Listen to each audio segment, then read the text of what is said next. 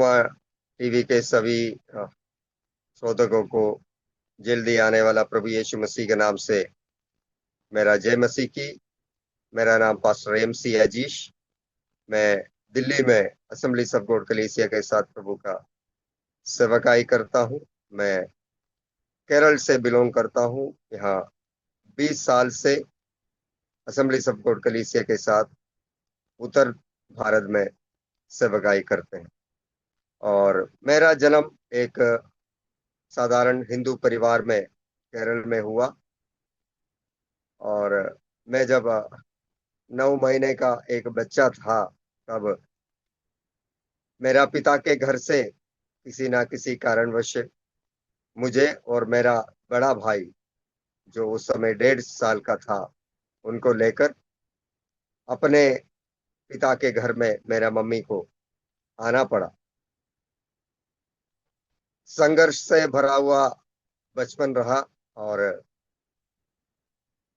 1985 में मेरा मम्मी को प्रभु यीशु मसीह को पाने का अवसर मिला।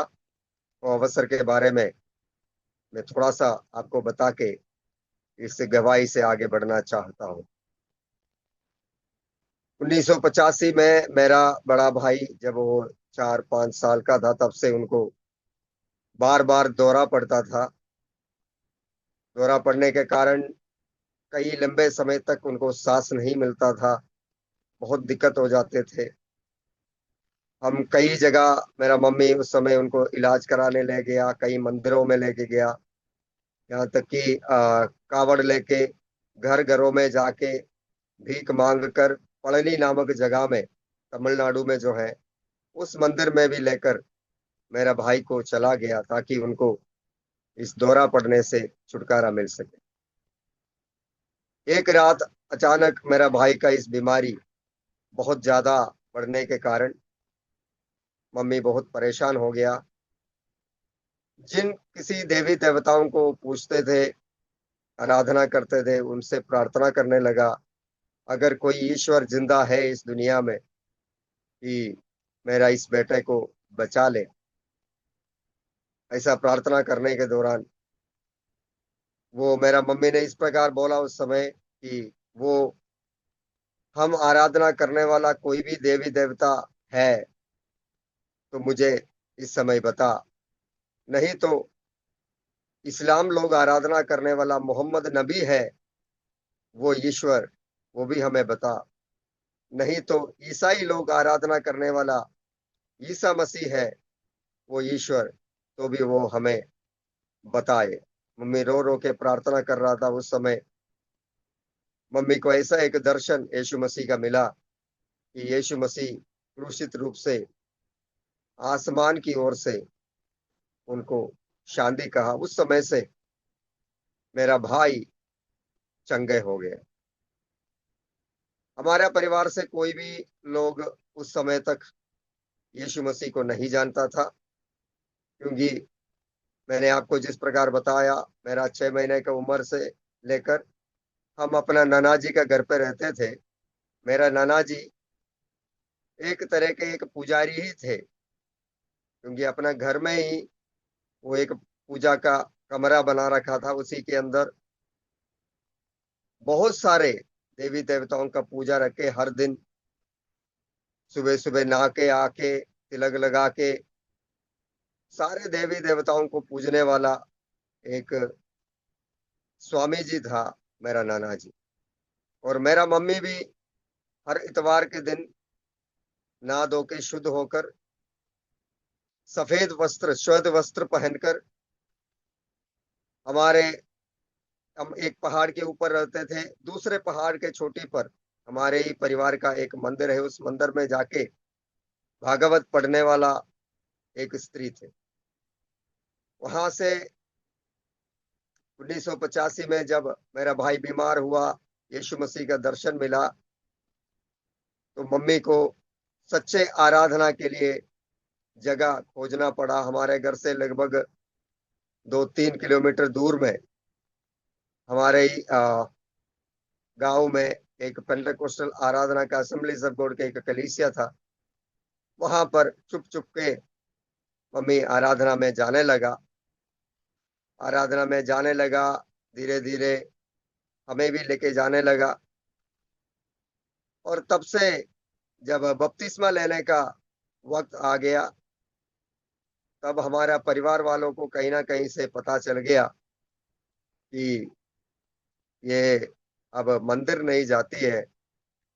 ये सुबह सुबह सफेद साड़ी पहनकर इतवार के दिन जो जाते हैं, ये उन ताली बजाने वाला लोगों के बीच में जाते हैं करके लोगों को पता चला। अब थोड़ा सा संघर्ष परिवार में आया। उस दौरान हमें अपने नाना जी का घर भी छोड़कर वहां से निकलना पड़ा। तब मैं दूसरी कक्षा में पढ़ रहा था। मेरा बड़ा वाला भाई तीसरे कक्षा में पढ़ रहा था। तीसरे स्टैंडर्ड का लास्ट और सेकंड स्टैंडर्ड का लास्ट समय में था।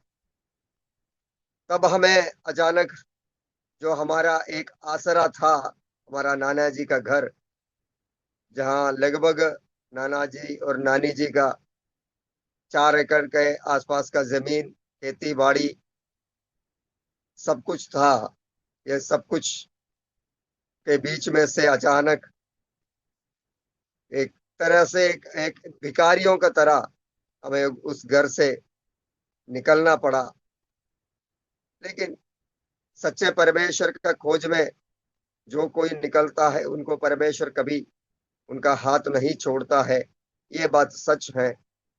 हमारे उधर एक पंचायत का कुएं थे, उस कुएं के किनारे खड़े होके मम्मी रो रहे थे, इसलिए हम भी रो रहे थे। उस समय उधर से 1985 में हमारा हाथ यीशु मसीह ने पकड़ा और यहाँ तक हमें लेके आया।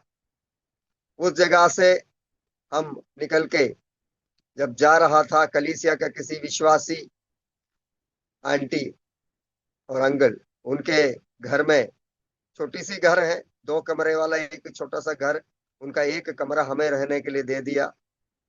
और हम लगभग 2 साल तक उस जगह में रहे और परमेश्वर की आराधना करते रहा। इस दौरान हमारा परिवार वालों को पता नहीं था हम लोग कहाँ गया है। वो हमें ढूंढता रहा।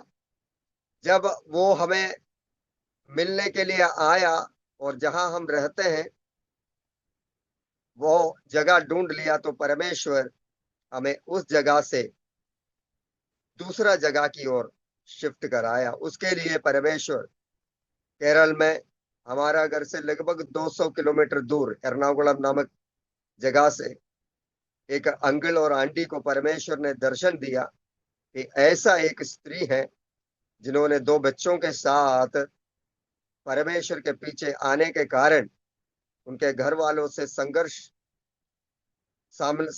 का सामना करना पड़ रहा है। ये उनको परमेश्वर दर्शन में बताया। तब वो हमें ढूंढकर हमारे पास आया। काफी जगह में खोज खोज के हमारे पास आया और उनको जहां हम रहते हैं वहां से लगभग 40 किलोमीटर दूर में पट्टाड़ी नामक जगह में एक मकान और 2 जगह में 2-2 एकड़ के रबड़ का खेती था। मेरा मम्मी जब विश्वास में आया, वो रबर टॉपिंग का काम करते थे, तब भी उसी से हमारा गुजारा हुआ करता था। वही काम उनको करने के लिए इधर मिला। उधर बहुत बड़ा एक बंगला, मतलब जिसमें 7 कमरे थे, उसमें 2 कमरे हमें रहने के लिए दिया और 5 कमरे वो अपने उपयोगों के लिए बंद करके रखे।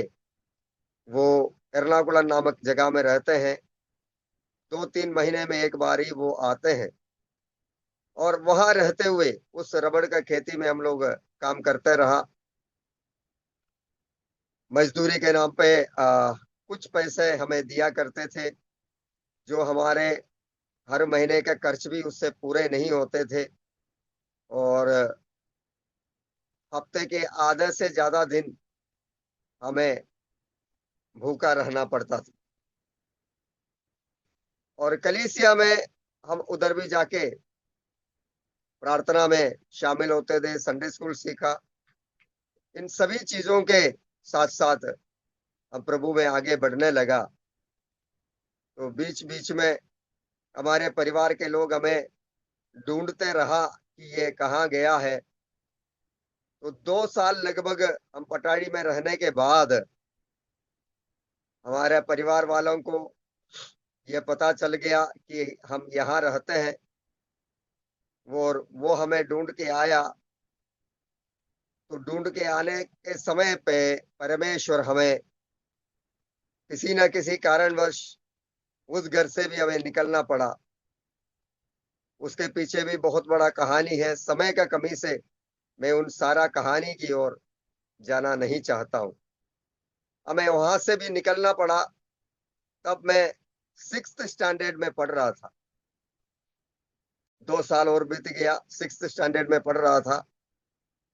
बहुत ज्यादा दिक्कतों का सामना करके हम आगे बढ़ा। हम कलीसिया में जाते थे, लेकिन कलीसिया में कोई भी हमसे ये कभी नहीं पूछा कि कुछ खाया या नहीं खाया। मैं हमेशा आज भी कोशिश करता हूँ, जो कोई भी मेरा घर पे आता है मैं उनसे यही पूछता हूँ, कुछ खा के आया?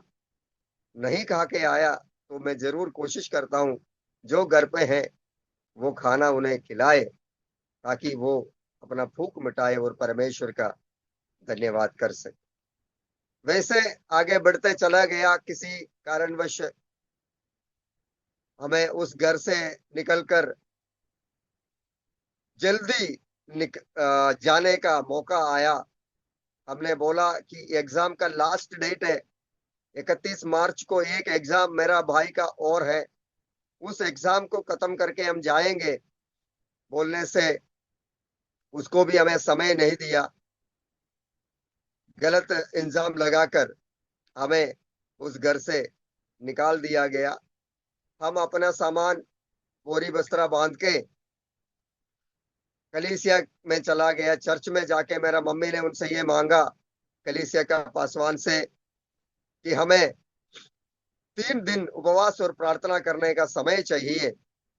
वो समय क्या इधर मिल सकता है? तो कलीसिया का लोग और पास्टर पूछने लगा कि ऐसा क्या दिक्कत हुआ आपके साथ। तो वो बताया। उनको भी थोड़ा सा हिचकिचाव था कि कहीं हम ऐसा समस्या में ना पड़े, कलीसिया वाले भी ये लोग कलीसिया में आके बस जाए। डर उन लोगों के अंदर था, लेकिन मम्मी ने बोला नहीं, आप डरने का जरूरत नहीं। 3 दिन मुझे यहाँ बैठकर प्रार्थना उपवास करना है। प्रार्थना उपवास करने के बाद मैं आपको बताऊंगा कि क्या करना है। प्रार्थना उपवास के दौरान परमेश्वर ने हमें दूसरा जगह, मम्मी को दर्शन में परमेश्वर ने दिखाया। वो कभी हमने ऐसा जगह सुना भी नहीं था। हमारा गांव से बहुत दूर है और हमें मालूम नहीं था। परमेश्वर उस जगह में ले जाने से पहले, उस उपवास प्रार्थना के दौरान, उससे पहले भी हमसे ये कहा, तुम्हारा दोनों बच्चों को 2 शहर में ले जाके परमेश्वर ऊंचे स्थान में पहुंचाएंगे करके वायदा दिया था। उस समय हमारा गांव का अगल बगल में 2 गांव हैं, 2 शहर हैं जो हमें पता है। एक जगह का नाम पतनापुरम, एक जगह का नाम कोनी है। तो मैंने सोचा, मैं पतनापुरम में रहेगा तो भाई कोनी में रहेगा, ऐसा 2 शहर में होगा। लेकिन हम उस खुदावंद के आश्चर्य कर्म के लिए हम उसका धन्यवाद और शुक्रिया अदा करते हैं। आज मैं यहाँ पर दिल्ली में प्रभु का सेवकाई कर रहे हैं, तो मेरा बड़े वाला भाई साहब जो है वो तमिलनाडु का चेन्नई महानगरी में प्रभु के सेवकाई करके आगे बढ़ रहा है। परमेश्वर समय समय पर जो अपना वायदा पूरा करता है, इसलिए हम खुदा का धन्यवाद करते हैं।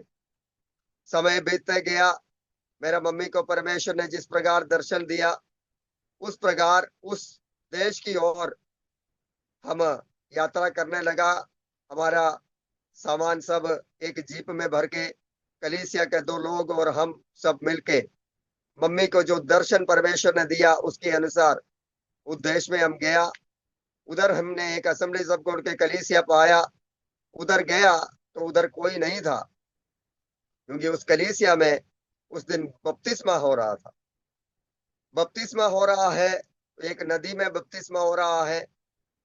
हम फिर उस नदी की ओर चलते गया कि ढूंढ के आए कि कोई पास्टर हमें मिल जाए उधर, या कोई ऐसा दर्शन पाया हुआ व्यक्ति उधर मिल जाए।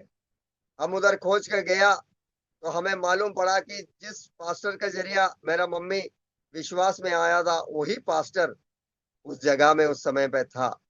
मम्मी ने उस पास्टर से बोला, ऐसा ऐसा समस्या है, हमें उस घर से निकाल दिया गया है, अब हमें रहने का जगह नहीं है। परमेश्वर ने मुझे एक दर्शन दिया, यहाँ एक महिला है जिनका एक बेटा है, उनका दर्शन परमेश्वर ने मुझे दिया, मैं उनको ढूंढ कर आया हूँ। तो पास्टर जी ने बोला, देख बेटी, इतने लोग इधर खड़ा है, इनके बीच में तू ढूंढ ले, अगर तुझे परमेश्वर ने दर्शन दिया हुआ उस महिला यहाँ पर है, तू देख ले। मेरा मम्मी ने देखकर एक एक आंटी को देखकर बोला, ये है जो परमेश्वर ने मुझे दर्शन दिया था। सचमुच में उसी दिन उस आंटी और बेटे का बपतिस्मा था। वो एक विधवा स्त्री थी, ये भी मम्मी को परमेश्वर ने बताया था। हम 1990 से लेकर लगभग 2 साल चन्नपेटा नामक जगह में, केरल में, कोल्लम डिस्ट्रिक्ट में अंजल के बाद चन्नपेटा नामक एक जगह है, वहां पर Mannur assemblies of God church के साथ आराधना करते हुए हम आगे बढ़ते रहे। और उस विधवा स्त्री का घर में लगभग 3-4 महीने हमने रहा, और उधर पास में कुंदवला नामक एक घर पे उनका रबर टैपिंग, मार्तोमा परिवार के घर पे रबर टैपिंग के लिए मम्मी को नौकरी भी मिल गई। मैं उस समय 7वां कक्षा में, मेरा भाई 7th क्लास में, मैं 7th में, मेरा भाई 8वीं में पढ़ रहा था। वैसे हम मार्तोमा हाई स्कूल चन्नापेटा में पढ़ाई करते रहा। साल बीत गया, हम आराधना करते रहा, परमेश्वर का धन्यवाद करते रहा। और इस दौरान 1991 में, 1991 में मेरा मम्मी बीमार हो गई। जब मैं 8वीं में, भाई 9th क्लास में पढ़ रहा है, तब मेरा मम्मी बीमार हो गया और कलीसिया में हमें लेके रख दिया। मम्मी का बॉडी, शरीर पूरा अड़ गया और झुक नहीं सकता, कुछ बोल नहीं सकता, सिर्फ थोड़ा सा गला हिलता है, उससे ज्यादा कुछ भी शरीर से वो कर नहीं पा रहे थे। उनको वॉशरूम ले जाना है, खाना कुछ भी, पानी पिलाना है, किसी और का मदद से बिना वो हो नहीं सकता था। लेकिन जिस दिन मेरा मम्मी बिस्तर में पड़ा, उस दिन से उस कलीसिया में प्रार्थना और उपवास शुरू कर दी। प्रार्थना और उपवास के दौरान 19वां दिन जब लोग बैठ के आराधना प्रार्थना कर रहे थे, मेरा मम्मी खुद बिस्तर से उठकर उन लोगों के साथ मिलकर प्रभु की आराधना और धन्यवाद करने लगा। अद्भुत रीति से उस मृत्यु के शैया से मेरे मम्मी को परमेश्वर ने उठाकर लाया, और उस जीवित परमेश्वर का हम धन्यवाद देते हैं। तब से लेकर मम्मी को परमेश्वर ने बोला, अब से तू नौकरी करने के लिए नहीं जाना, रबर टैपिंग के लिए नहीं जाना, अब से तुम मेरा सेवा करोगे। तो उस समय से लेकर पूरे समय का सुसमाचार के सेवकाई के लिए मम्मी अपने आप को अर्पण किया। तब हम स्कूल में ही पढ़ रहा था, तब जो खाने के लिए आमदनी जो था, रबर टैपिंग, वो भी बंद हो गया। तब से थोड़ा सा परेशानी आर्थिक रूप से हमारा जीवन में आने लगा। 2 साल लगभग हम उस जगह पर रहा, तो पटारी नामक जिस जगह में हम पहले रहते थे, उस घर के मालिक को ऐसा कुछ नौबत आए, उनको हमें वापस ढूंढने के लिए आना पड़ा। वो हमें ढूंढ कर आया, फिर से हमें इस जगह से, पहले जब पटारी में हम रहता था, वहां हमें लेके गया।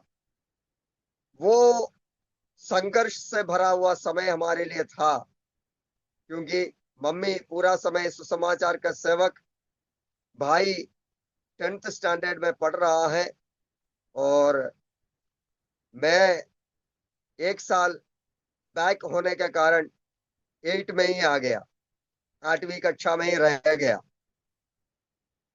और उसके बाद हमें थोड़ा सा संघर्ष ज्यादा करना पड़ा, कठिनाइयों के ऊपर कठिनाइयों से होकर जाना पड़ा। खाने के लिए कुछ नहीं है, पहनने के लिए वस्त्र नहीं है, ऐसा कई समस्या से होकर हमें जाना पड़ा। तो मैं छोटा मोटा काम करने लगा। पड़ोसियों का घर में धान को मिल में ले जाके पिसवा के लाना, पड़ोसी का धान पीसने का मिल में छोटा मोटा काम करके देना, ऐसा कामों को करने लगा। उस दौरान वो उधर का भाई साहब मुझे फिल्म थिएटर में एक दिन का पिक्चर देखने का फ्री टिकट दिलाता था। ऐसे ऐसे धीरे धीरे खाने के लिए जब चीजों को ढूंढता था, वो नहीं मिलने का कारण पड़ोसी का घर से हमें खाना भी थोड़ा बहुत मिल जाता था, और फिल्म देखने का मौका भी मिल जाता था। इसलिए मैं एक एक तरीके से फिल्म का एडिक्ट हो गया, और सिनेमा को छोड़कर मैंने सोचा दुनिया में सब कुछ फिल्म है, कुछ बनना है तो भी फिल्म में कोई कार्यकर्ता बनना है। यही सोच कर मेरा बचपन आगे गुजर रहा था। मैंने उसके लिए कोशिश भी किया, मुझे मिल भी रहा था, लेकिन लंबे समय का कहानी नहीं बता सकता है। लेकिन उस समय में परमेश्वर मुझे उस जगह से गुजरात की ओर दौड़ाया, भगाया। नहीं होते तो मैं इस यीशु मसीह को कभी ग्रहण नहीं कर। ऐसे ऐसे चलते चलते लगभग 13 साल का उम्र हो गया। मेरा भाई 14 साल का उम्र में 10वीं पास करके स्कूल सर्टिफिकेट लेके सीधा कर्नाटका में बाइबल कॉलेज में मुंडगोड नामक जगह हुबली के पास बाइबल कॉलेज में बाइबल अध्ययन के लिए चला गया। वो जाने के बाद हमें एक छोटा सा घर मिल गया, अपना एक छोटा सा जमीन, जिसको जिस घर के मालिक हमें वायदा दिया था वो दे दिया। वो मिलने के बाद हम वहां रहने लगा। पहले जहां रहता था वहां पड़ोसी से कम एक टाइम का खाना तो मुझे मिल जाता था। अब वहां से हम 2-2.5 किलोमीटर दूर आ गया, तो हर दिन उधर खाने के लिए जाना भी हमारे लिए मुश्किल पड़ गया, क्योंकि जाना है आना है पैदल ही करना पड़ता है, वो दूर पड़ता है। तो हमें जाने के लिए मुश्किल पड़ रहा था। तो धीरे धीरे हमारा आना जाना उधर बंद हो गया। मैं छोटा मोटा नौकरी वहां ढूंढने लगा। छोटा मोटा नौकरियां मिलने के कारण मेरा स्कूल धीरे धीरे छूटने लगा। फिर स्कूल में हफ्ते में 3 दिन जाने लगा, फिर हफ्ते में वो 2 दिन हो गया। वैसा करते करते पढ़ाई में थोड़ा सा पीछे हो गया। पढ़ाई में पीछे होने के कारण बहुत कुछ संघर्ष उसमें भी करना पड़ा, लेकिन प्रभु का दया से 10वीं पार करने के लिए परमेश्वर ने मुझे मौका दिया। हमारा स्कूल का टीचर बहुत अच्छे थे। उन्होंने मेरे से बोला, कम से कम तू एग्जाम में तो आ जाना, तू पास हो जाएंगे। परमेश्वर ने मदद किया कि उस पढ़ाई के क्षेत्र में भी उसके समय में 1993 से लेकर मैं दारू ले जाने वाला गाड़ियों में सहायक रूप से काम करने के लिए गया। उस समय केरल में देशी दारू के अड्डे चलते थे। वहां दारू ले जाके देने वाला गाड़ियों में मैं जाने लगा। पैसे मिलते थे, गाड़ियों में लोडिंग अनलोडिंग करते थे, तो वहां खुलेआम दारू मिलते हैं, तो मैं उसका वश में भी आ गया। धीरे धीरे करके 14-15 साल में ही मैं पूरे तरीके से नशे के लत में आ गया था। वहां से परमेश्वर मुझे बचाया। बहुत बड़ी लंबी कहानी है, मैं संक्षिप्त रूप में आपको बताना चाहता हूं। अगर मेरा जैसा नशे में लिप्त बच्चों को लेकर कोई भी परेशान होते हैं, दिक्कत में होते हैं, मेरा ये गवाही उनके लिए है कि परमेश्वर किसी भी व्यक्ति को इस प्रकार की नशा से छुड़ा सकता है। बस आप प्रार्थना करना मत छोड़िएगा। लगभग 9 साल तक मेरा मम्मी मेरे लिए रोया और परमेश्वर मुझे इन नशाओं से छुड़ाकर आज प्रभु का सेवकाई में लेके आया। वैसे धीरे धीरे मैं प्रभु से दूर होते गया और मुझे कलीसिया से भी मैं दूर होते गया। कलीसिया में पहले ऑफरिंग डालने तक रहता था, ऑफरिंग के बाद वहां से गायब हो जाता था क्योंकि फिल्म देखने के लिए जाना है। धीरे धीरे ऑफरिंग का समय तक भी नहीं पहुंच पाया, पूरे कलीसिया को ही छोड़ दिया। कलीसिया मेरे से भी दूर हो गए थे, प्रभु से मैं बहुत दूर चला गया। एक समय मैंने ऐसा सोचा, दुनिया में 25 साल तक जीना है, काम करो, पैसा कमाओ, ऐश करो, 25 साल तक अपना जिंदगी जियो और उसके बाद अपने आप को खत्म कर दो, फिर इस दुनिया में जीना ही नहीं है। लेकिन अनेक लोगों के प्रार्थना के दौरान, मेरा मम्मी का प्रार्थना के दौरान 24 साल के उम्र में, 24.5 साल के उम्र में प्रभु ने मुझे अपना सेवकाई के लिए अलग कर दिया। अगर ऐसा नहीं किया होता तो आज मैं इस संसार में नहीं होते। उस परमेश्वर को मैं धन्यवाद देता हूँ। तो संघर्ष चलता रहा, मैं प्रभु से दूर होते गया। एक दिन अचानक हम लोग दोस्त लोग बैठ के दारू पी रहा था। उस समय मेरा एक दोस्त ने मेरे से पूछा, क्या तुम गुजरात में जा सकते हैं नौकरी के लिए? मैंने उनसे ऐसा ही जवाब दिया, गुजरात है तो गुजरात, अमेरिका है तो अमेरिका, चलो अभी चलते हैं। अचानक एक ही दिन में मैं अपने एक दो जोड़ी कपड़ा लेकर केरल से जयंती जलरा एक्सप्रेस पकड़ के लोकल टिकट में मुंबई की ओर गया। वहां से अगला ट्रेन पकड़ के गुजरात का वापी नामक जगह में गया, एक होटल का कार्यकर्ता के रूप में। होटल में जाके उधर काम किया।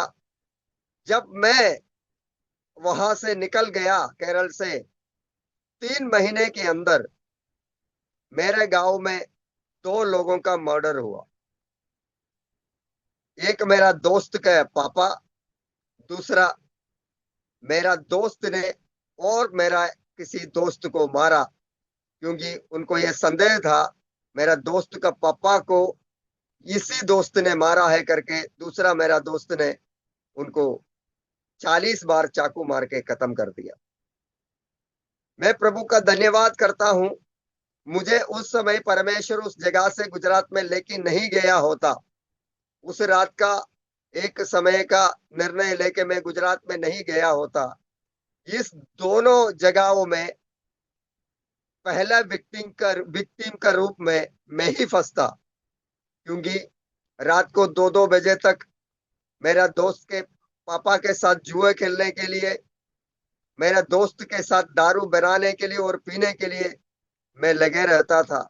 मैं परमेश्वर का धन्यवाद करता हूँ और मैं ये विश्वास भी करता हूँ, मेरा उस दोस्त के जरिया बुलवा कर मुझे गुजरात तक खींच के ले जाने वाला वो जीवित परमेश्वर है, जिसके मेरे मम्मी, मेरे परिवार के लोग, मेरे लोग जिनके लिए प्रार्थना करता था। इस दौरान हम पटारी में रहते समय हमें ढूंढने के लिए हमारा नाना जी एक दिन आया। उस दिन हमारा घर पे 21 दिन का उपवास प्रार्थना चल रहे थे। साथ साथ वो जगह जगह में जाकर सुसमाचार का सेवकाई का सभा भी होते थे। दिन में सुसमाचार सुनाने जाते थे लोग और शाम को उपवास की प्रार्थना घर में रखते थे।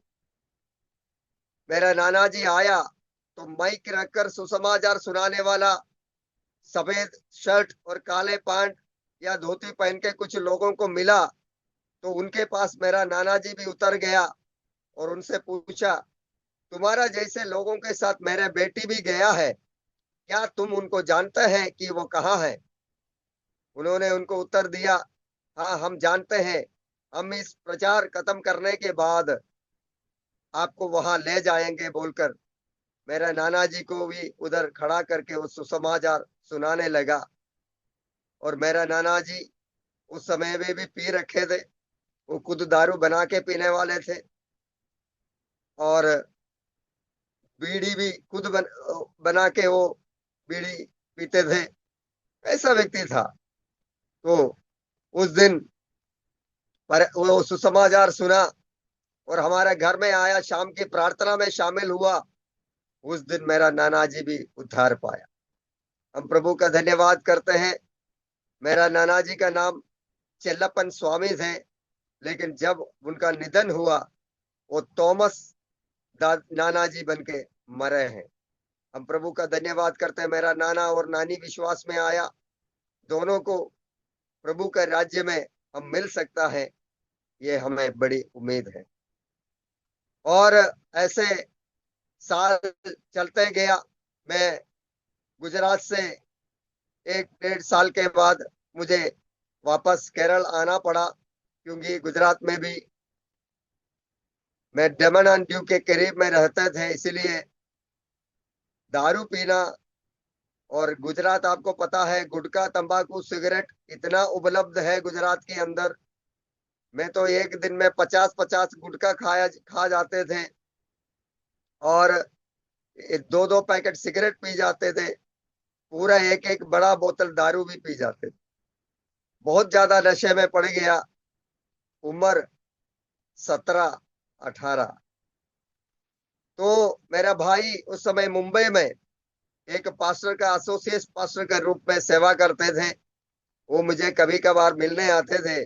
मेरा इन हालातों को देखकर मैंने से कहा, तू अब इधर नहीं रहना है, चलो हम लोग केरला चलते हैं, मैं तुम्हारे लिए कुछ वजह ढूंढता हूं, बोल के मुझे वहां से वो मुंबई लेके गया।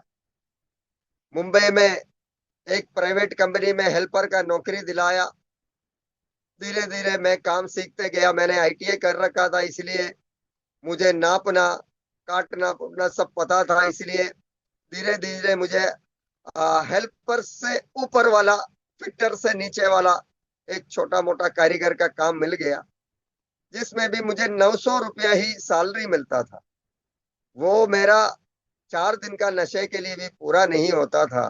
इसलिए मैं मुंबई अंधेरे रेलवे स्टेशन के नीचे और साकिना का पाइपलाइन में भी नारियल पानी बेचने का काम किया करते। उससे मेरा आमदनी थोड़ा ज्यादा बढ़ने लगा। तब भी गलत कामों से मैंने नहीं फिरा। फिर किसी कारणवश मुंबई में किसी संघर्ष हो गया, उसके कारण मुझे भी मुंबई से भागना पड़ा। तो हमारा पास्टर का पत्नी ने मुझे 500 रुपया देकर बोला, तो यहाँ से केरल चले जा, यही तेरे लिए अच्छा है, बोल के फिर से मुझे केरल भेज दिया। फिर मैं केरल में आके 1 साल रहा। बहुत बुरा परिस्थिति मेरा हुआ,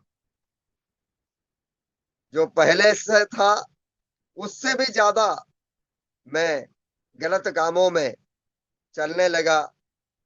गलत लोगों के साथ मेरा उठना बैठना था।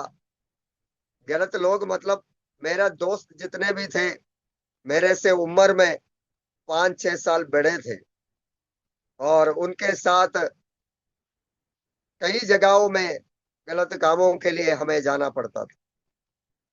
पॉलिटिकल इश्यूज में हमें शामिल होना पड़ता था। ऐसा साल बीतते गया। मेरा भाई मुंबई से फिर दिल्ली की ओर चले आया, सेवक के रूप में हॉस्पिटल मिनिस्ट्रीज इंडिया का दिल्ली का पहला स्टाफ बन के वो आया। इधर आके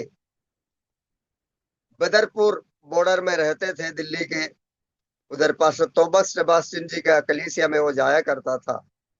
उनसे बोला, मेरा एक भाई है, ना किसी को मानता है, ना किसी का बात सुनता है, पूरे से पूरा बिगड़ा हुआ है, मैं उससे परेशान। तब उस पास्टर जी ने बोला, उनको इधर दिल्ली ले आओ, हम कोई नौकरी दिलाएंगे और उनके लिए प्रार्थना करेंगे। ऐसा मेरा भाई एक ट्रेन टिकट वेटिंग लिस्ट का लेके मुझे दिया, और उसमें मैं ट्रेन चढ़कर दिल्ली को आया। दिल्ली में आना परमेश्वर का एक योजना था मेरे लिए, ये मैं आपसे बोल सकता हूँ। क्योंकि मैं कभी नहीं चाहता था कि मैं दिल्ली में आके रहूं, और मैं दिल्ली में आया, इधर मुझे नौकरी मिल गया। फिर भी दिल्ली भी नशेड़ियों के लिए कोई छोटा जगह नहीं था, और हमारा जैसा लोग जहां कहीं भी जाते हैं, हमें देखते ही पता चल जाता है कि कहाँ नशा हमें मिल सकता है। आज भी सड़कों पर मैं जाता है तो मुझे गांजा, चरस, स्मोकी कहाँ भी मिलता है, मुझे पता है इधर मिल सकता है। मैं लेता नहीं है, फिर भी मुझे पता है, क्योंकि मैं इसको पहले इस्तेमाल करता था। इधर मेरा हालत और बिगड़ने लगा, लेकिन परमेश्वर का एक मुलाकात इधर होने के लिए परमेश्वर मदद किया। तुगलकाबाद विद्युत लोको शेड में ट्रेन का इंजन का आफ्टर कूलर बदलने का काम हमारा कंपनी ने ठेका लिया। तो उसका सब कॉन्ट्रैक्ट मुझे और एक पुष्पराज पणिकर बोल के एक अंकल है, हम दोनों को दे दिया। उसके लिए 2,000 रुपया एक ट्रेन का काम करने के लिए बोल के हमें दिया। काम करने का सामान सारा पुष्पराज अंकल का है, इसलिए 1,300 रुपया एक दिन का एक इंजन का वो लेता है, 700 रुपया एक इंजन का मुझे देता है। हम 2 दिन में 3 इंजन तैयार करते थे, और हमारे पास पैसा 2 दिन में 1,400 रुपया का काम मुझे मिल जाता था, जो मेरा सैलरी पहले जो मिलता था उससे भी कहीं अधिक था। वो पैसा जब आने से इधर भी मेरा जीवन बिगड़ते चला गया। लेकिन उधर केरल में मुझे जानने वाला लोग, पास्टर लोग जिनको मैंने निंदा किया है, पास्टर लोग जिनका मैंने अपमान किया है, परिवार के लोग, रिश्तेदार के लोग जो मुझे घर पे भी नहीं घुसाते थे, विश्वास में जो लोग आए, वो मेरे लिए प्रार्थना करने लगा। मेरा मम्मी मेरे लिए रो रो के प्रार्थना करने लगा, मेरा भाई मेरे लिए प्रार्थना करने लगा। उस सारे लोगों के प्रार्थना का प्रभाव से एक दिन परमेश्वर का मुलाकात मेरे साथ हो गया। मैं ट्रेन के इंजन के नीचे काम कर रहा था। अचानक मैं गैस कटर से कुछ काट रहा था। मेरा शरीर, मुझे मालूम नहीं, मैं उसके नीचे बेहोश हो गया, और मैं उस इंजन के नीचे बेहोश पड़ गया। उस इंजन लेने के लिए क्या करते हैं, एक इंजन में काम हो रहा है, रेलवे वालों को उसमें कुछ काम करना है, तो वो दूसरा इंजन लोको लेके आके उसमें कनेक्ट करके उसको खींच के ले जाते हैं। खींच के ले जाने से पहले एक पत्थर लेके उसके लोहा में छोट मारते हैं। उस आवाज को सुनकर नीचे जो भी है उसको सामान लेके हट जाना है, फिर वो इंजन को खींच के ले जाते हैं। लेकिन मैं उस रेलवे के पटरी में बेहोश होके पड़ा था, कोई नहीं देख रहा था। लेकिन दूर से उधर का मैनेजर देख रहा था, मैं बेहोश पड़ा है, इस इंजन को खींच के लेके ही जा रहा था। मैनेजर चिल्ला के आया, रो रो के जोर जोर से चिल्ला के आया। मेरा बाल उस समय मैं थोड़ा लंबा रखता था, एक फिल्म स्टार का स्टाइल पे बाल रखता था, बाबू आंटनी। तो मेरा लंबे बाल को खींच के वो मुझे बाहर लेके आया। इस तरह से मैं मृत्यु से बच गया। उस समय मेरा उम्र 24 ईयर्स का था, 24 साल का मैं हुआ था। मेरा इच्छा 1 साल और जीने का था, उसके बाद मरने का था। लेकिन मैं प्रभु का धन्यवाद करता हूँ, जब मैं उसके नीचे बेहोश पड़ा था, मुझे परमेश्वर ने अपना दर्शन दिया और मुझे इस मसीह को फिर से ग्रहण करने का मौका दिया। मैं खुदा का धन्यवाद करता हूँ। उस दौरान मैं अपने कलीसिया में गया और अपना पास्टर से कहा, मुझे बपतिस्मा दो। पास्टर तो चकित रह गया, क्योंकि कोई भी आके उनसे इस तरह से नहीं कहा होगा कि सीधा आके मुझे बपतिस्मा दो। मैंने पास्टर से दिल्ली के कालिंदी कुंज नामक एक झील में 2000 अप्रैल 1 तारीख को यीशु मसीह का पिता पुत्र पवित्र आत्मा का नाम से मैंने बपतिस्मा लिया। उसी वर्ष फिर मैं 2-3 महीने के बाद मुझे अपना नौकरी छोड़ना पड़ा। मैं मेरा जॉब रिसेन कर दिया। प्रभु ने मेरे से बोला, मेरा सेवकाई के लिए निकलना है। जब प्रभु ने बोला सेवकाई के लिए निकलना है, मैं बाइबल कॉलेज में दिल्ली में ईस्टर्न थियोलॉजिकल सेमिनारी बोल के नोएडा में उस समय एक सेमिनारी चलता था, उधर मैं पढ़ने के लिए गया। 3 साल उधर मैंने पढ़ाई किया। उधर का भी कहानी बताने के लिए बहुत है, प्रचार करता हूँ।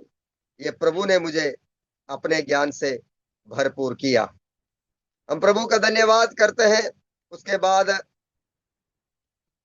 इधर मैं सेवकाई करते रहा परमेश्वर के राज्य के लिए।